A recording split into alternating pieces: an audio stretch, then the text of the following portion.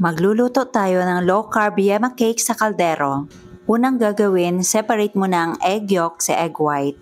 Ang list of ingredients ay ilalagay ko sa last part ng video na ito.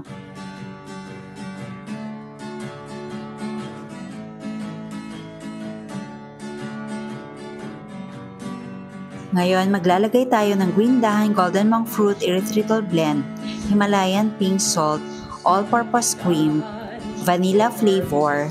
Pagkatapos, haluin ng maigi. If you love this recipe, please like and share and follow me for more low-carb recipes and health tips. Ngayon, maglalagay tayo ng green dahan coconut cider vinegar. Baking essentials, condiments, nuts and seeds, Almond flour, and coconut flour. Maglalagay din tayo ng lupin flour as our binder. At syempre, baking powder. ang pamimili sa Cheddar's Green Haluin ng maigi. Dahan.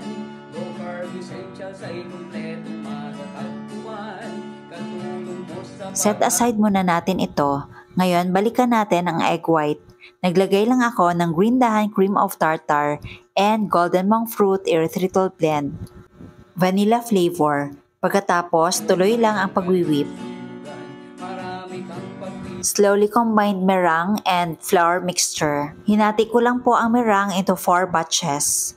Cut and fold lang po ang gagawin natin para hindi mag-deflate ang meringue. sa Cheddar's Green Dahan.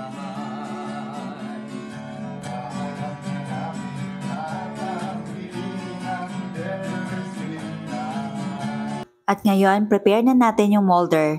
Naglagay lang ako ng parchment paper. Para dumikit ang parchment paper, nag-spray lang ako ng coconut oil. Then, slowly transfer cake batter.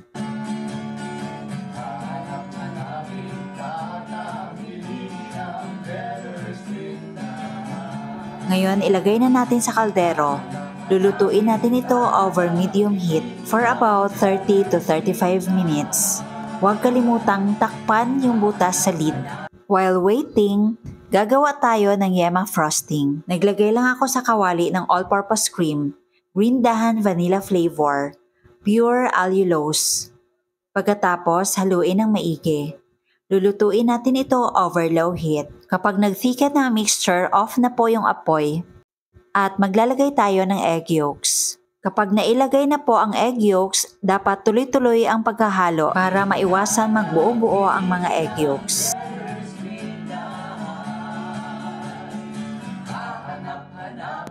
Ngayon, maglalagay tayo ng few drops of lemon. Kung walang fresh lemon, pwedeng gumamit ng lemon flavor. Kailangan ma-achieve natin ang very thick but runny consistency. Ngayon, off na po natin yung apoy at maglagay ng butter. Then, put in the chiller for about 3 hours. At ngayon, luto na ang ating cake. At palamigin konti. Pagkatapos, pwede nang tanggalin sa molder.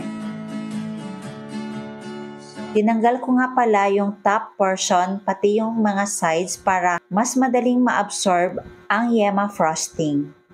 Hinati ko yung cake sa dalawa kasi maglalagay tayo ng filling. Naglagay lang ako ng konting frosting para dumikit yung cake. Ngayon, ilagay na yung filling. Ipatong na ang second layer, pagkatapos ilagay yung frosting. Nuts and seeds, healthy oils, coconut products, superfoods, herbs and spices, low-carb breads, kakanin, at may sugar-free ulam pa.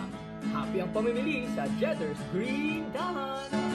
Dahan, low-carb essentials ay kumpletong matatagpuan. Katulong mo sa pag-ayos ng iyong kalusugan. Marami kang pagpipilian sa Cheddar's Green Dahan.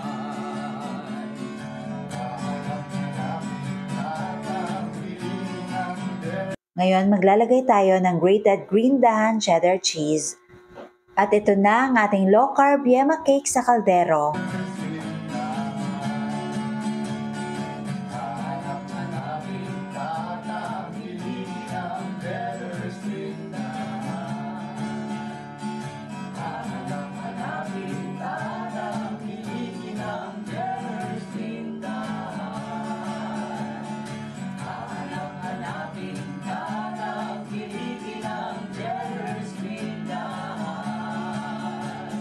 Tikman natin. Oh, diba? Sobrang lambot ng cake.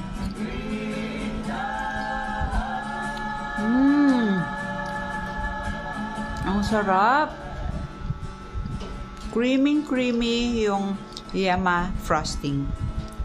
Para lang akong kumakain ng regular Yema cake.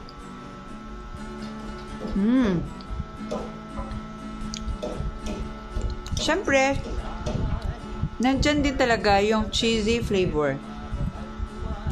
Ang sarap.